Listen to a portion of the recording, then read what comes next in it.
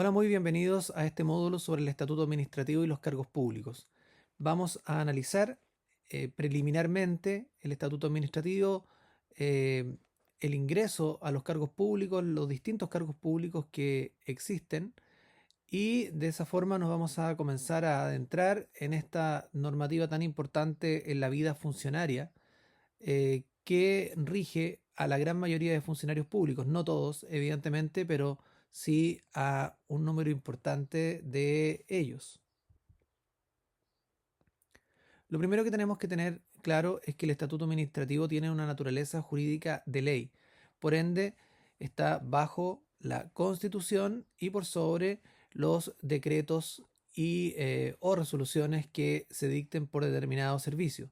Su objetivo central es regular la vida, el ingreso, la vida funcionaria y el cese, así como la responsabilidad administrativa.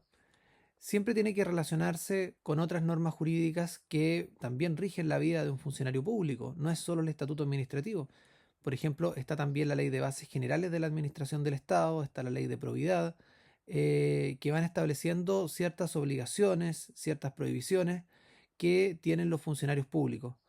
Y digo esto porque muchas veces para las personas que no son funcionarios públicos siempre hay ciertas críticas, a veces por desconocimiento, al carácter de funcionario público. Se dice, no, ustedes nunca trabajan, tienen más privilegios que la gente en el mundo privado, los días administrativos, etcétera.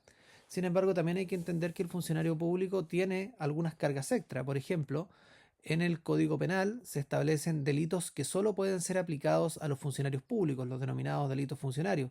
Así delitos como el cohecho, la malversación de fondos públicos, el tráfico de influencias, que tristemente recordamos porque hay autoridades que han sido condenadas por estos delitos, rigen también para todos los funcionarios públicos y evidentemente eso no existe en el mundo privado.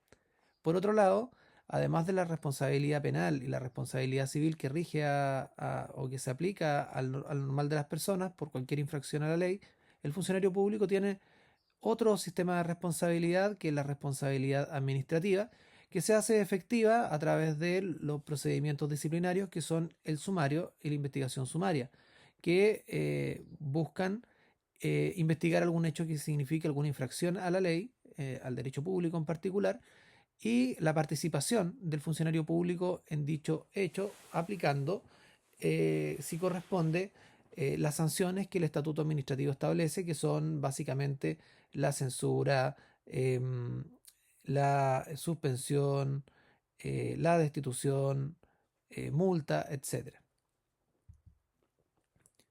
El derecho administrativo es el conjunto de normas y principios del derecho público destinado a regular la organización y funcionamiento de la administración pública, como también las relaciones existentes entre dos o más órganos que la componen o entre alguno de ellos y los particulares administrados. Esto es importante tenerlo claro.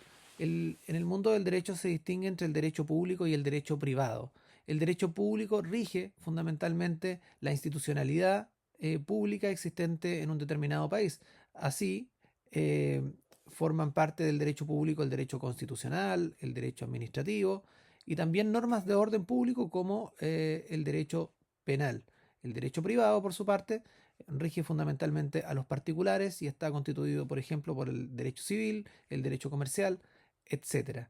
Hay normativas que están en el límite entre uno y otro, como el derecho del trabajo, pero bueno, no vamos a profundizar en eso porque evidentemente escapa al objetivo de este curso. Uno de los temas que siempre hay que tener presente en cuanto a la distinción entre derecho público y derecho privado es que los principios son distintos.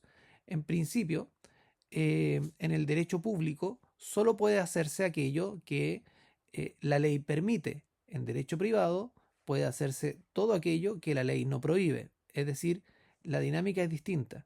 Mientras en el derecho privado yo puedo hacer todo mientras no esté prohibido, en el derecho público tengo necesariamente que, cuando quiero tomar una decisión, cuando una autoridad o un jefe de servicio tiene que tomar una decisión, tiene que examinar y hacer un estudio si puede hacerlo de acuerdo a la ley, si está autorizado por la ley o la constitución para adoptar una medida determinada. Eso explica la presencia de abogados en la gran mayoría de los servicios públicos que de una u otra forma aplican el derecho y definen cuando el jefe superior del servicio quiere tomar una determinada decisión, si corresponde o no. Y eso también justifica el por qué las decisiones de una autoridad eh, administrativa, de un jefe de servicio, tienen que plasmarse por escrito en un decreto o también denominado resolución. Y ese decreto tiene fundamentalmente tres partes: los vistos, los considerandos y la parte resolutiva. En los vistos van las normas jurídicas que permiten a la autoridad adoptar una determinada decisión. Esto es en consagración del principio del Estado de Derecho y el principio de juridicidad consagrado en el artículo 6 y 7 de la Constitución, que obligan a todos los organismos públicos a actuar de acuerdo a las normas legales y de acuerdo a la Constitución, evidentemente.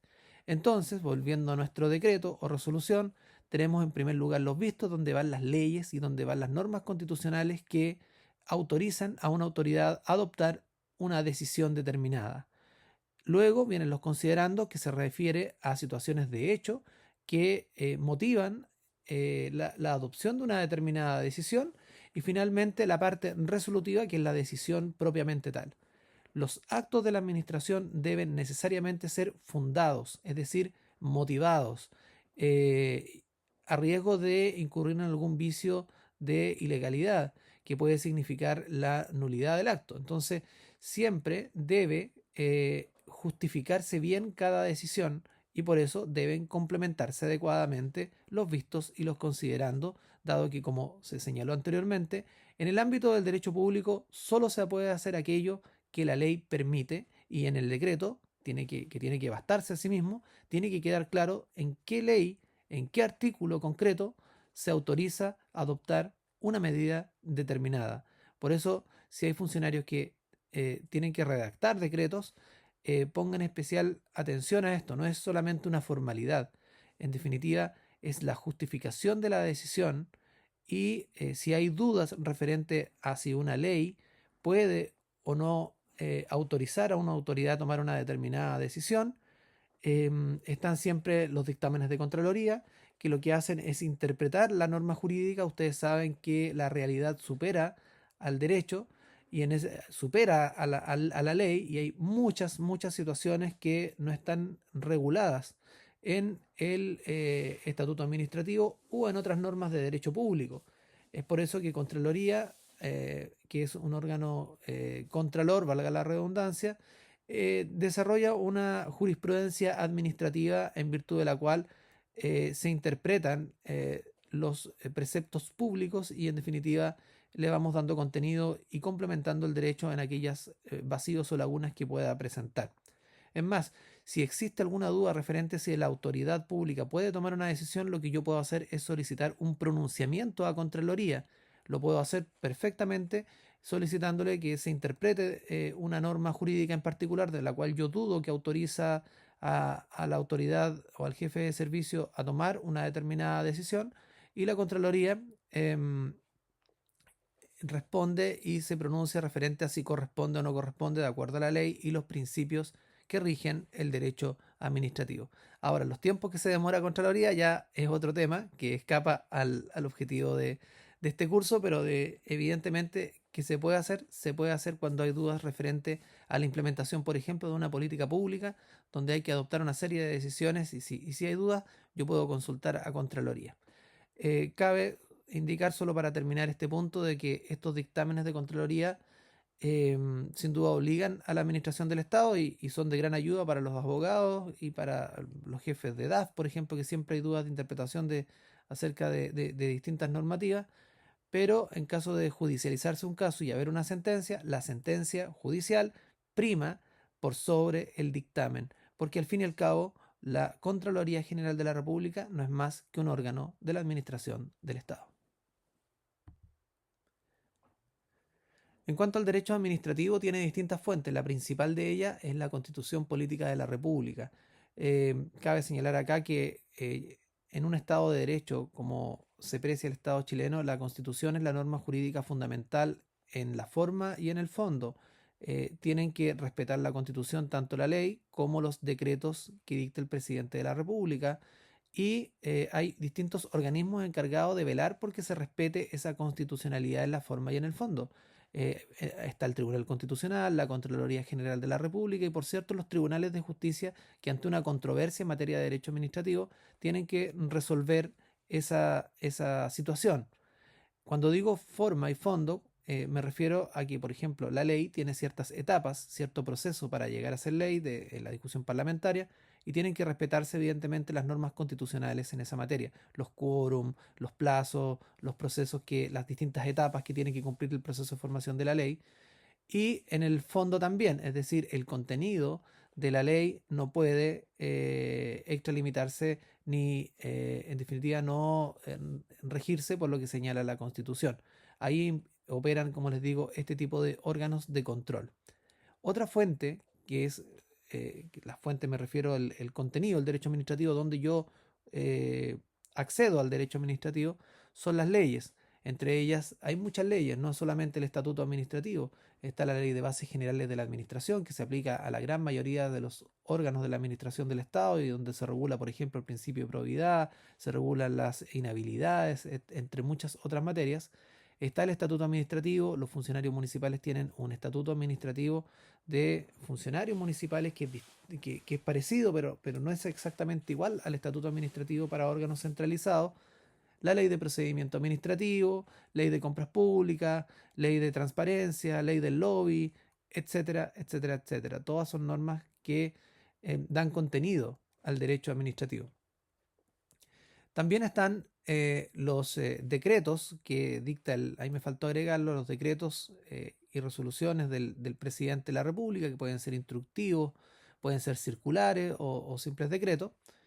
Está la jurisprudencia judicial, que es la jurisprudencia, me refiero a los fallos de los tribunales de justicia, y que esa es la jurisprudencia judicial, y la jurisprudencia administrativa, que se refiere a los dictámenes de Contraloría General de la República, a los cuales ya nos referimos. Y finalmente está la doctrina, que es la opinión de los profesores de derecho administrativo, profesores que se dedican a estudiar estas materias y que sin duda constituyen una fuente importante del derecho administrativo.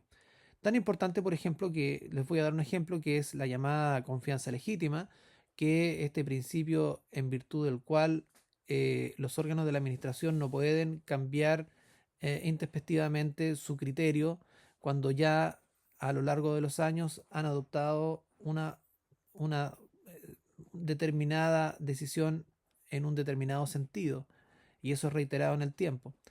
Generalmente el tema de la confianza legítima se aplica al tema de las renovaciones de los funcionarios a contrata, sin embargo, eh, esto se aplica en general a cualquier decisión de la administración pública, no es solo para temas de personal, de renovación de contrata y eso. Se hizo famoso por eso, pero la confianza legítima eh, se aplica a cualquier decisión que consistentemente ha adoptado el organismo público y que de repente en algún momento decide cambiar y que beneficia a quien se aplica esa decisión, que puede decir, bueno, aquí hay una confianza legítima de mi parte en el sentido de que se ha actuado siempre de determinada forma y no se puede cambiar ahora eh, sin mayor justificación una resolución en un sentido distinto. ¿Por qué cuento toda esta historia a propósito de la doctrina? Porque la confianza legítima se estructuró a partir de una tesis doctrinal del profesor Bermúdez, que en ese momento no era Contralor de la República, y que empezó a tomar fuerza poco a poco. Cuando Bermúdez llega a la Contraloría, aplica este principio de la confianza legítima en sus dictámenes de Contraloría, y posteriormente esta confianza legítima empieza a ser reconocida en los tribunales de justicia, lo cual no es un tema menor, puesto que no existe una ley que concretamente regule este tema, sino todo partió a partir de, valga la redundancia, de una postura de carácter doctrinal de un profesor determinado que logró influir tanto en los dictámenes de Contraloría como posteriormente en los tribunales de justicia. Así que la doctrina siempre es un antecedente interesante.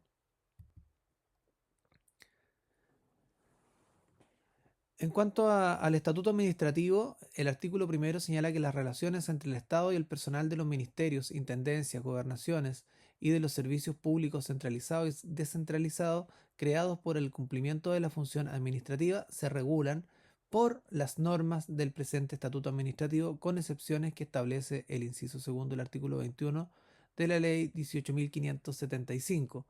Es decir, em, no todos los órganos de la administración del Estado se rigen por el estatuto administrativo. Hay órganos, y no vamos a hacer un listado porque son muchos, digamos, donde no se aplica el estatuto administrativo. Pensemos en las Fuerzas Armadas, que tienen su ley orgánica. Pensemos, por ejemplo, en el Poder Judicial, donde se dejó de aplicar el estatuto administrativo, antes se aplicaba. Pensemos, no sé, en algunos organismos públicos que se rigen por el Código del Trabajo, Corfo, por ejemplo.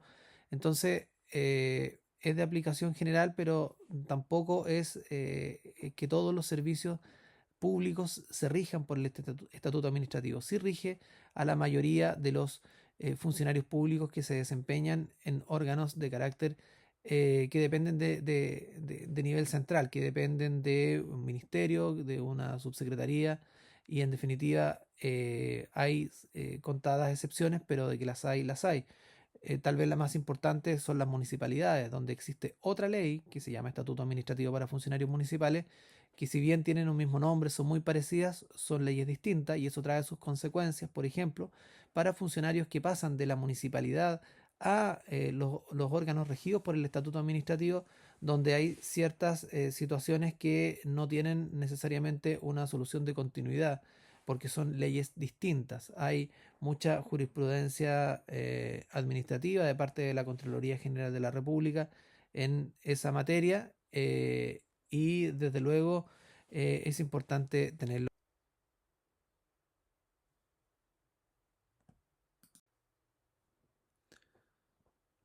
En el ámbito de la salud, el estatuto administrativo se aplica a todo el personal no médico, los profesionales del área clínica y no clínica, enfermeras, tecnólogos médicos, matronas, kinesiólogos, nutricionistas, terapeutas, psicólogos, asistentes sociales, educadoras de párvulos, asistentes médico administrativos, técnico universitario, laboralista dental y otros, y profesionales del área administrativa, técnicos, administrativos y auxiliares.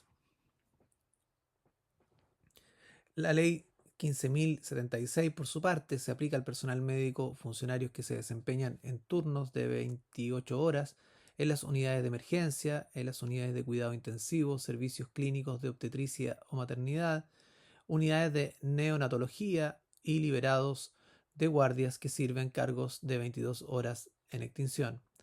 Y finalmente, la ley 19.664 se aplica a profesionales funcionarios que se desempeñan en cargos con jornada de 11, 22, 33, 44 horas semanales en los establecimientos de los servicios de salud y los cargos directivos duales regidos por la ley 19.664, médicos, dentistas, químicos farmacéuticos y bioquímicos.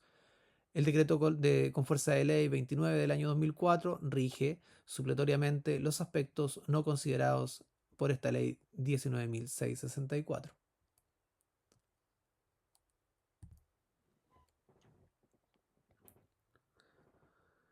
En cuanto a la jurisprudencia judicial y administrativa, la Contraloría no intervendrá ni informará los asuntos que por su naturaleza sean propiamente de carácter litigioso o que estén sometidos al conocimiento de los tribunales de justicia.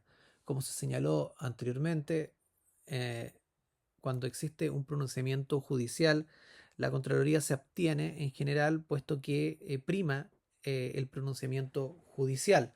Entonces se puede pedir un pronunciamiento, por ejemplo, y puede que la Contraloría responda que se abstiene de emitir opinión porque el tema ya está judicializado.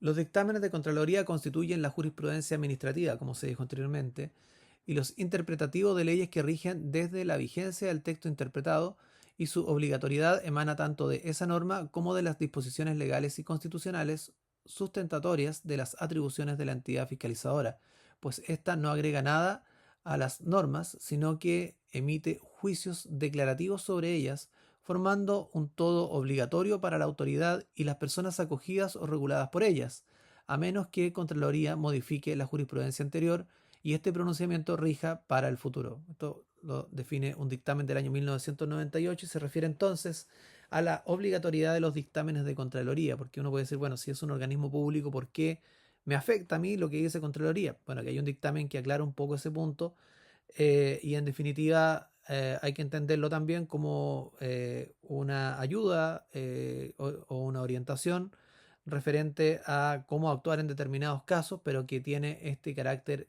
obligatorio.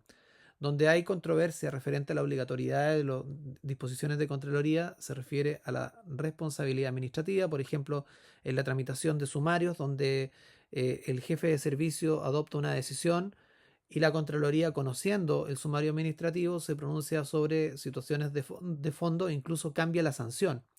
Ha pasado casos donde hay controversia entre un servicio público y la Contraloría porque, por ejemplo, el servicio público ordena una sanción de suspensión, mientras que Contraloría apunta a la destitución eh, y los servicios se defienden señalando que la potestad para aplicar sanciones y destitución corresponde a los jefes de servicio y no a Contraloría, y esa es una situación que se ha dado en más de alguna ocasión y desde luego genera controversia con el órgano Contralor que no tiene esa facultad. Entonces, ahí la pugna es, bueno, si estos dictámenes son obligatorios, bueno, ¿dónde queda esa facultad legal del jefe de servicio para aplicar las sanciones?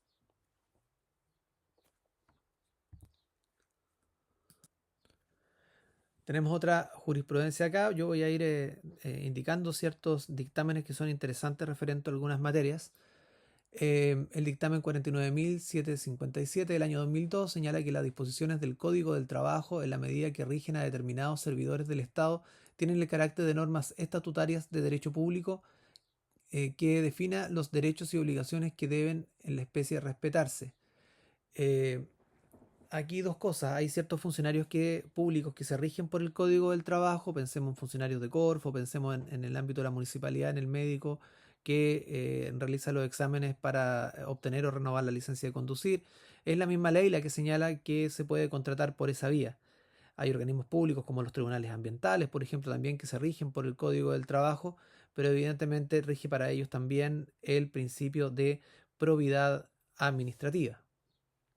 Y por otro lado, hay disposiciones que se entiende que, si bien no están establecidas en el Estatuto Administrativo del Código del Trabajo, que se aplican a los funcionarios públicos como el régimen de maternidad y todas las normativas que se refieren a ese tema.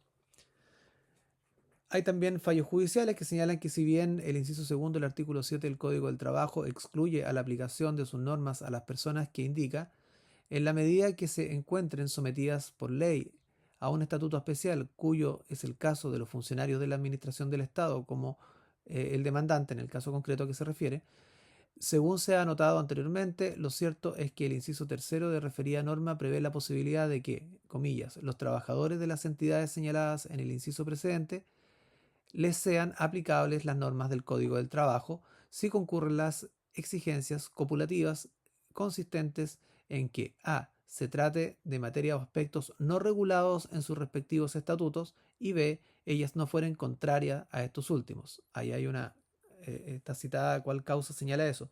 Entonces lo importante de esto es que hay normas del Código del Trabajo que se aplican a los funcionarios públicos. El ejemplo principal probablemente está dado por estas normas de maternidad que señalé anteriormente. ¿Cuáles son las principales disposiciones que contempla este estatuto administrativo? Fundamentalmente el cargo público, el ingreso a la administración pública, la carrera funcionaria, las obligaciones de los funcionarios públicos, las prohibiciones de los mismos, un sistema de incompatibilidades, los derechos del funcionario público y, por cierto, la responsabilidad administrativa, además del cese en las funciones públicas. Evidentemente en este módulo vamos a ver el aspecto preliminar a lo que se refiere al cargo público y al ingreso a la administración pública, sin perjuicio de señalar desde ya que estas otras materias son también parte importante del estatuto administrativo que en definitiva regula todo el aspecto de la carrera o de la vida del funcionario público, desde el ingreso, su carrera funcionaria en el caso de que ingresen a la planta, obligaciones, prohibiciones, incompatibilidades, derechos, por cierto, su responsabilidad administrativa cuando hay algún hecho que puede constituir una infracción al derecho administrativo, y finalmente ya el término de su vida como funcionario público, que es el cese de funciones. Vamos entonces al primer tema, que son los cargos públicos e ingreso, que es el tema que vamos a tratar concretamente en este módulo.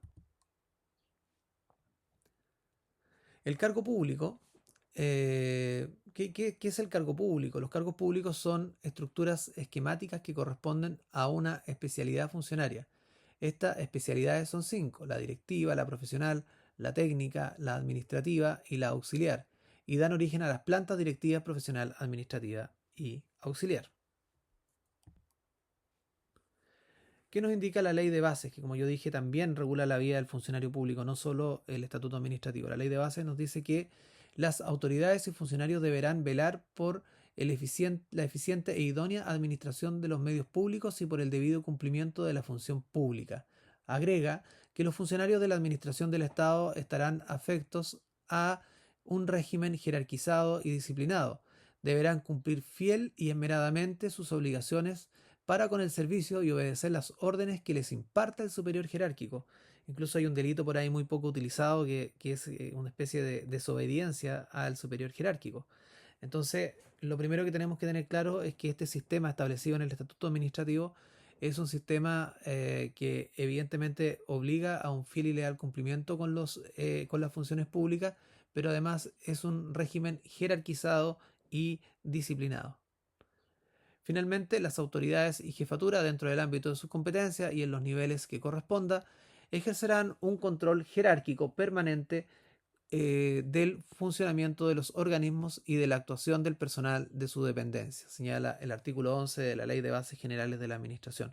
Esto es importante, los mecanismos de control jerárquico existen y traen consecuencias prácticas. De hecho, cuando hay alguna vulneración al principio de probidad o en general, cuando hay alguna infracción observada por Contraloría, no es poco común que se sancione a las jefaturas, aunque no tengan una intervención directa en un caso concreto, por no haber actuado correctamente de acuerdo a sus facultades de control jerárquico, es decir, por no haber controlado al funcionario que cometió la infracción, y también reciben sanciones de carácter administrativo, así que hay que tener mucho cuidado con eso y no descuidar las tareas de control. Yo sé que en los equipos de trabajo se generan relaciones de confianza y todo eso, pero eso no debe impedir de que los mecanismos de control por parte de la jefatura al subalterno se hagan efectivos.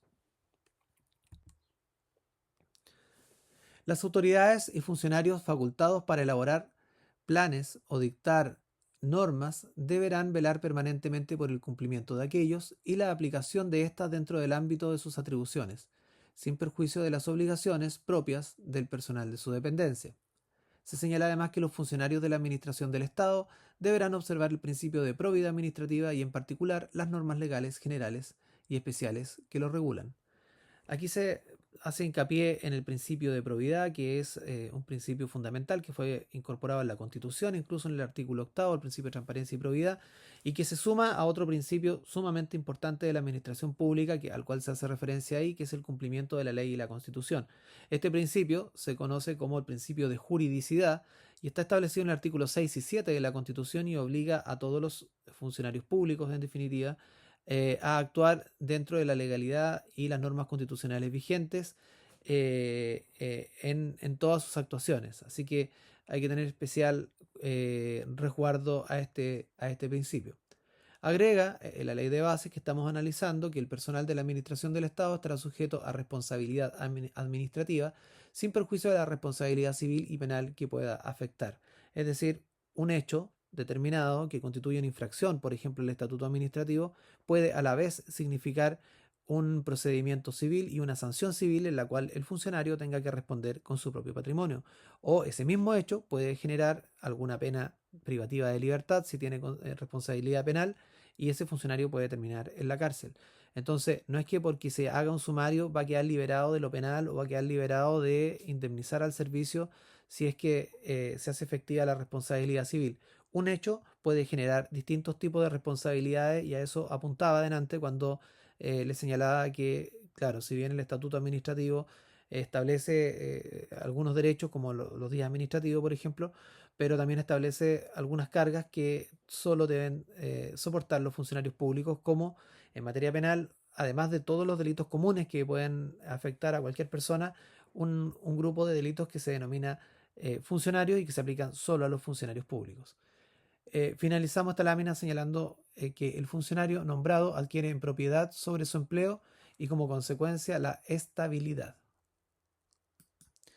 Esto es sumamente importante, puesto que el funcionario nombrado adquiere en propiedad su empleo, y esto ha sido utilizado jurisprudencialmente para acudir vía recursos de protección a las Cortes de Apelaciones para la protección del empleo público. Un funcionario de planta que es desvinculado puede acudir a esto, pero también, ojo, los contrata, que tienen la propiedad del cargo hasta el 31 de diciembre de cada año, y cuando se incurre en alguna ilegalidad, lo que se alega en el recurso de protección es la propiedad en el cargo, y como la propiedad está protegida por normas constitucionales, eh, el funcionario desvinculado sin cumplir la normativa vigente o a mitad de su contrata eh, antes de fin de año, digamos, puede alegar la propiedad en el cargo. Esto pasa muchas veces cuando hay cambio de gobierno y se desvincula a funcionarios a contrata. Evidentemente aquí se puede acudir a esta normativa y en virtud de la cual relacionarla con los principios constitucionales y alegar que se está alterando la propiedad en el cargo, la cual rige hasta el 31 de diciembre en el caso de los funcionarios a contrata. Todo esto sin perjuicio de las normas que se han comentado de la confianza legítima, que hoy día hay una sentencia que señala 5 años para poder configurar la confianza legítima, pero si no se alcanza a cumplir ese plazo y el funcionario es desvinculado a mitad de año, siempre queda la vía del recurso de protección para, en definitiva, reponer el estado del derecho y, en definitiva, que pueda cumplir su contrata hasta fin de año. Cualquier persona que sea lesionada en sus derechos por la administración del Estado, de sus organismos o de las municipalidades podrá reclamar ante los tribunales que determine la ley, sin perjuicio de la responsabilidad que pudiese afectar al funcionario que hubiese causado el daño. Aquí, evidentemente, se abre la puerta judicial. Hay una serie de acciones legales que se pueden seguir, por ejemplo, más allá de la responsabilidad del funcionario, que es un tema que se abordará posteriormente. em, Existe también la responsabilidad del servicio, y existe la llamada responsabilidad patrimonial del Estado. Por ejemplo, si se cae una persona en una vereda en malas condiciones, yo podría demandar al municipio por no tener, por la falta de servicio y por no tener adecuadamente implementadas las veredas. Eso puede ocurrir.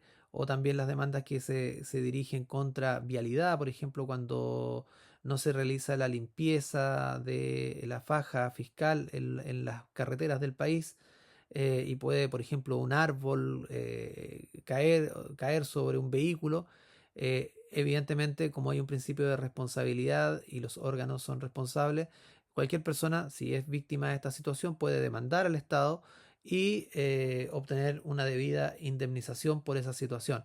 Cuando los órganos son demandados porque no ejercen sus funciones, se habla de falta de servicio y entramos a todo el mundo de la responsabilidad patrimonial del Estado, donde hay amplias indemnizaciones. Lo mismo cuando se produce, por ejemplo, una lesión o la muerte de una persona, también se puede demandar al Estado. Un ejemplo de ello, en mi región, hace algunos años, había una embarcación que trasladaba a familias en un lago, fue gente de escasos recursos, y la embarcación se hundió en el lago Maihue y murieron lamentablemente muchas personas y demandaron al Estado, y esas demandas fueron ganadas y cada uno recibió, la familia en este caso, una indemnización por este tema. El Estado es responsable, este es un principio esencial del Estado de Derecho, en el sentido de que los órganos de la administración tienen que hacerse responsables. Si el Estado expropia una propiedad, por ejemplo, tiene que pagar por esa propiedad una debida indemnización. Y esto es un principio que se consagra fundamentalmente a partir de la Revolución Francesa. Antiguamente, cuando existía la monarquía, no existían ciudadanos, existían súbditos y el rey podía hacer lo que quisiera, y si quería construir un camino que pasaba por una propiedad de una persona, no tenía por qué indemnizar, era un súbdito. Y a partir de la Revolución Francesa se reconocen derechos civiles y políticos, entre los cuales se consagra la responsabilidad del Estado frente a los ciudadanos, y en definitiva se deben indemnizar. Ahí está entonces el artículo 38 de la Constitución Política. Para finalizar esta lámina, bueno, los órganos de la administración serán responsables del daño que causen por falta de servicio. Ahí yo le comentaba a qué se refiere esto de la falta de servicio, que en el fondo podríamos tratar de buscar un símil en materias civiles como la negligencia, ¿no? No obstante, el Estado tendrá derecho a repetir en contra del funcionario que hubiese incurrido en la falta personal, evidentemente. Si hay se incurre en una falta por culpa de un funcionario, el Estado podrá repetir, eso es decir, demandar al funcionario para que el funcionario pague con su patrimonio el perjuicio pecuniario, el perjuicio económico que tuvo el Estado por esa infracción. Entonces, ojo ahí, ahí también estamos hablando de responsabilidad civil del funcionario público, el cual puede verse compelido a tener que indemnizar al Estado si es que por su negligencia se incurrió en una falta de servicio y se debió, por ejemplo, indemnizar a alguna persona por alguna situación puntual. Los cargos públicos pueden ser de planta o a contrata, y los de planta a su vez de confianza exclusiva del presidente de la República o de la autoridad llamada a extender nombramiento de carrera. Claramente aquí hay cargos de exclusiva confianza que van a durar mientras dure esa confianza. A veces hay cambio de gobierno, evidentemente la confianza cambia y se tiene que abandonar esos cargos. Por ejemplo, los ceremis, que corresponden a la confianza política del gobierno del momento, y que evidentemente eso no deja de ser plantas, son plantas de exclusiva confianza y que tienen una particularidad a diferencia de los plantas que todos conocemos, digamos, que tienen estabilidad en el cargo. Em, el cargo de planta es aquel contemplado en calidad de permanente en la organización del servicio. Los cargos de planta forman la planta del servicio, esto es el conjunto de cargos permanentes asignados por la ley a cada servicio.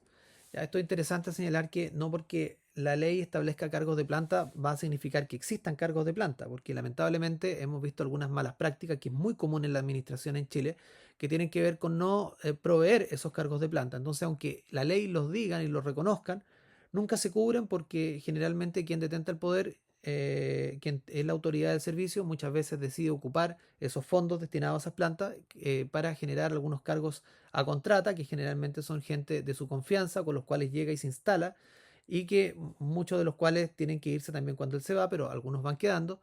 Y en definitiva, este es un tema que afecta, yo diría, a la gran mayoría de los servicios públicos en Chile, donde si bien de acuerdo a la ley existen cargos de planta y se podrían cubrir y llamar a concurso, en la práctica no se hace porque a veces no existe la disponibilidad presupuestaria, y no existe la disponibilidad presupuestaria porque esas plata en general se gastan en algunas contratas que son de confianza. ¿Y por qué se hace así? Porque claro, al generar un cargo a contrata se puede generar a alguien con un mejor grado y pagar mejores remuneraciones, y muchas plantas que están ahí sin cubrir generalmente corresponden a grados más bajos. Eso pasa en distintos organismos públicos, eh, sin perjuicio de las normas, evidentemente, de ascenso y promoción que vamos a ver posteriormente, pero es una realidad que no puedo dejar de mencionar. Si la idea no es solo analizar la ley, sino también la realidad práctica, al menos que uno ha conocido en su desempeño profesional. Em, los cargos de exclusiva confianza, ya se señaló, son aquellos titulares están sujetos a la libre designación y remoción del presidente de la República o la autoridad facultada para disponer su nombramiento. Bueno, eh, evidentemente hay ahí ciertas situaciones que se pueden mencionar. Pensemos, por ejemplo, en los alta dirección pública, que establece esta ley un sistema de acceso a la administración que es un poco más exigente, que lo lleva a cabo el servicio civil, que es un órgano distinto. al órgano que requiere el cargo. Sin embargo, eso no asegura la permanencia del funcionario, porque en definitiva la alta dirección pública lo que regula es el acceso al cargo público. Una vez que ya ingresa, sigue siendo un funcionario de confianza, y generalmente cuando hay cambio de gobierno, los cargos que ingresan por ADP también son cambiados. Ahí sin duda hay una tarea pendiente para mejorar nuestra administración, porque evidentemente la rotación en los cargos no le hace bien al servicio público. La rotación permanente de personas en cargos de jefatura no es una buena política, y en definitiva hay que tratar de cambiar eso dentro de nuestra administración. Los cargos a contrata es aquel de carácter transitorio que se consulta en la dotación de un servicio, duran como máximo hasta el 31 de diciembre del año respectivo, salvo que se prorroguen a menos con 30 días de anticipación a su término. Yo creo que todos entendemos lo que es un cargo a contrata. Ya hemos hablado de este tema de la confianza legítima y el cambio que significó en los servicios públicos, porque en definitiva quien adquiere la confianza legítima, hoy día, como les digo, ya a través de fallos de tribunales está reconocido, em, adquiere cierta permanencia en el cargo que es importante, digamos. Evidentemente no tienen carrera funcionaria, pero sin duda es una mejora en su condición en el sentido de la estabilidad en el empleo. Finalmente, los honorarios. Además, se podrá contratar sobre la base de honorarios la prestación de servicios para cometidos específicos conforme a las normas generales. Las personas contratadas a honorarios se regirán por las reglas que establezca el respectivo contrato y no les serán aplicables las disposiciones del estatuto. En definitiva, los honorarios no son estrictamente funcionarios públicos, no se le puede iniciar o sancionar por un sumario, sin perjuicio de lo cual, ante una situación puntual, se puede sin duda poner término a su contrata. Es decir, cuando se dice no, los honorarios no son investigados por sumario, bueno, lo que el sumario puede hacer es investigar los hechos, y si determina que ese honorario tuvo participación en los hechos que son infracción al estatuto administrativo u otras normas del ámbito público, se le puede, tiene un buen argumento el jefe de servicio para desvincular al honorario y ponerle término a su contrata. Durante mucho tiempo existieron una gran cantidad de honorarios en la administración del Estado. Se ha intentado con el paso de los años reducir, pasarlos a contrata, porque se estimaba una vulnerabilidad, digamos, de los honorarios frente a los otros funcionarios, en este caso los funcionarios públicos a contrato planta, y han habido distintas normativas que buscan ingresarlos, digamos, a esta dotación, em, y ingresarlos, digamos, como funcionarios a contrata. Entonces, eso se ha hecho indudablemente. Ahora, sin perjuicio de eso, cabe señalar que muchas veces los honorarios tenían una situación tal vez más beneficiosa o favorable cuando se pone término a su contrata, o a su contrato, porque demandan porque si bien, claro, ahí dice que se regirán por las reglas que establezca su contrato, pero la verdad los tribunales laborales lo que hacen generalmente es reconocer que existe una relación de subordinación y dependencia, configuran una relación regida por el Código del Trabajo, y con ello también la indemnización del mes por año. Entonces también muchos era paradójico, y sigue siéndolo, de que muchas veces los funcionarios a honorario tengan mayores posibilidades de obtener una indemnización que otros funcionarios, y que en definitiva no están en una situación tan desmejorada como a priori se puede pensar.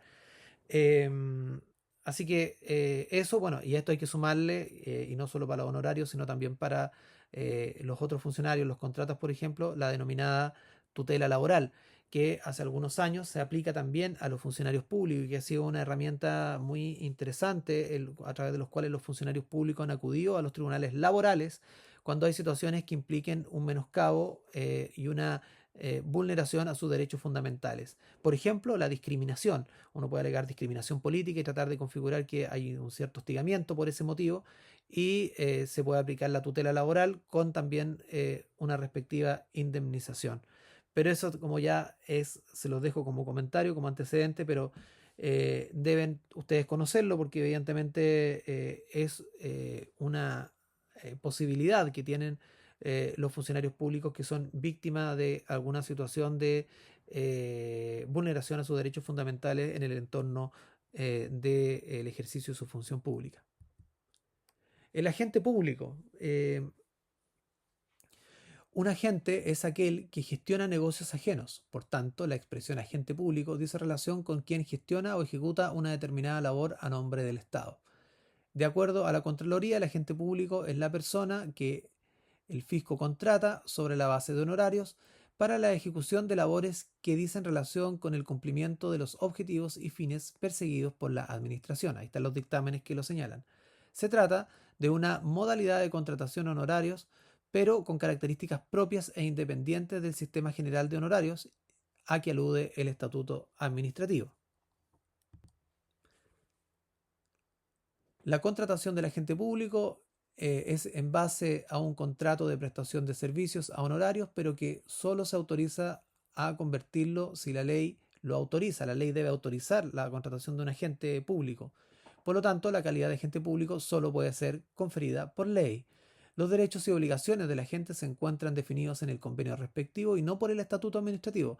Este convenio contendrá entonces normas sobre remuneraciones, viáticos, descansos, feriados, horas extraordinarias, etc.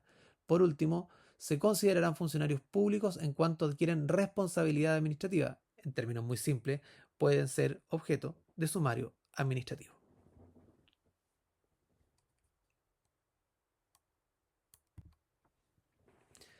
Aquí hay un mapa, estos mapas mentales que nos ayudan, que uno siempre espera que aclaren en cuanto a las calidades que pueden tener los funcionarios públicos.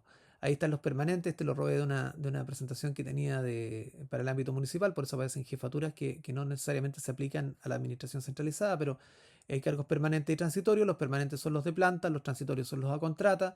Los de planta pueden ser directivos, profesionales técnicos, administrativos auxiliares y pueden tener calidad de titular, suplente o subrogante. Ya vamos a ver cada una de esas calidades. Y los transitorios a contrata tienen como principal característica que su contrata es por un plazo definido, no pueden asumir funciones directivas ni de jefaturas. Esto en principio, sabemos que en la práctica hay servicios que tienen personas contratas con cargos de jefatura. Están amparados por el fuero maternal, evidentemente.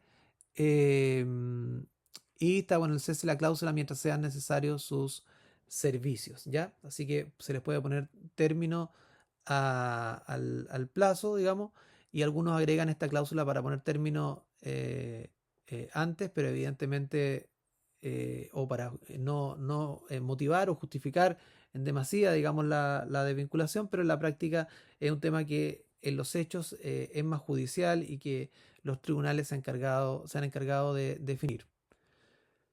Em, una persona puede incorporarse a un cargo público de planta en calidad de titular, suplente o subrogante. ¿Qué es lo que es esto del titular? El titular es quien desempeña en su propiedad el cargo vacante, el medio de provisión del empleo con un servidor público en calidad de titular puede hacerse por el nombramiento o por ascenso según las reglas de ascenso que existen y que veremos en otra oportunidad.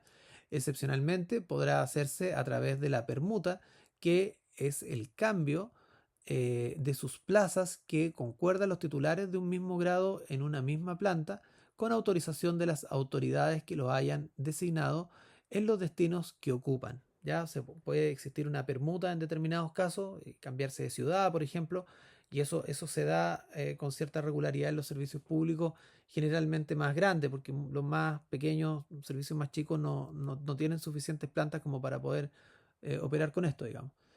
Eh, bueno, ¿qué destacar ahí? La propiedad en el cargo y se llega a la calidad, se llega por el nombramiento. El nombramiento en definitiva es un decreto en el cual se señala que la persona ingresa a ser funcionario público ya que no hay un contrato, no hay un contrato de trabajo, no es un acto bilateral, es un acto unilateral el nombramiento, ¿ya? Y se señala el cargo y el grado que va a tener, por ende ahí se puede definir la remuneración que va a percibir.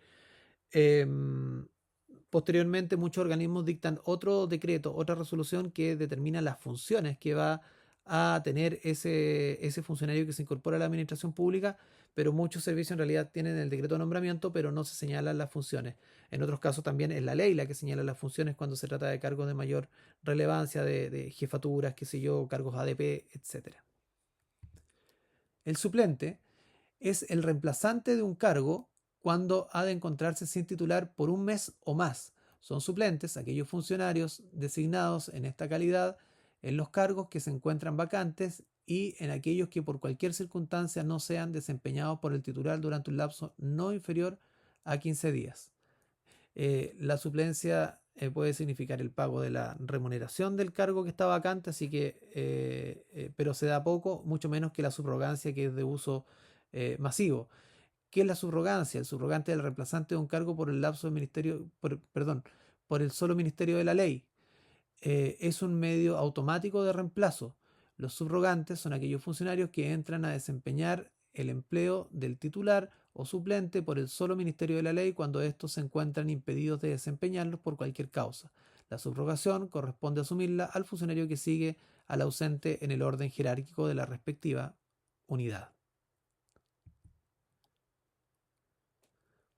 En cuanto al lugar de desempeño, la destinación es el orden del jefe superior de servicio que fija el lugar en que el empleado ha de desempeñar sus funciones, entendiendo por lugar el ámbito físico en que habrá de cumplir sus labores, sea dentro del servicio, sea en un determinado lugar del territorio nacional. En el segundo caso, cuando el funcionario se destina a otro lugar del de su residencia habitual, el estatuto administrativo consulta asignaciones económicas que lo benefician y les facilitan el desplazamiento, la asignación de traslado para él y su familia hasta el lugar de desempeño fijado por la autoridad y la asignación de zona, que tiende a suplir los mayores costos que debe afrontar el servidor público. Mucho podríamos hablar de esto, de la asignación de zona, de las destinaciones, pero también es cierto que tiene una aplicación limitada en el sentido de que, claro, hay organismos, no sé, gendarmería, por ejemplo, que son servicios muy grandes y donde se aplica con mayor regularidad esto, pero aquellos servicios públicos que tienen presencia solo en algún lugar determinado del territorio, es cierto que se aplica con menor frecuencia este tipo de disposiciones. Finalmente, la Ley Orgánica Constitucional de Bases Generales de la Administración del Estado, en su artículo 46, cuidó de establecer que los funcionarios públicos solo podrán ser destinados a funciones propias del empleo para el cual han sido designados dentro del órgano de servicio público correspondiente, como una manera de evitar que el estatuto administrativo que se dictara conforme a sus preceptos bases reviviera aquella destinación forzada que contuvo al interior del estatuto de tiempo de la administración de Alessandri, que permitía al presidente de la República destinar discrecionalmente a un funcionario al servicio que dispusiera y para desarrollar sus funciones que estimara conveniente. Había también una facultad ahí de poder destinar por orden, digamos, presidencial al funcionario donde el presidente determinara. La idea, como se señala acá, es que los funcionarios públicos puedan ser destinados a sus funciones propias del empleo para el cual han sido designados y no otros. Dicho lo anterior, ponemos término a este módulo inicial sobre el estatuto administrativo, donde aprendimos las principales características de este estatuto administrativo, su aplicación, su ubicación dentro del contexto del derecho administrativo en general, algunas disposiciones que también se aplican a los funcionarios públicos y sobre todo algunas normas referentes al ingreso y la calidad que pueden tener los funcionarios públicos, los contratas, los plantas y también algo de los funcionarios honorarios. Desde luego, dando algunos ejemplos prácticos con algunos comentarios que tienen que ver con aspectos judiciales que yo creo que siempre es importante manejar, conocer y en definitiva enriquecer el conocimiento que se tiene sobre estas materias. Sin más, los invito a acceder a los documentos que están adjuntos en la plataforma para aprender más sobre estos temas y sin más, muchísimas gracias.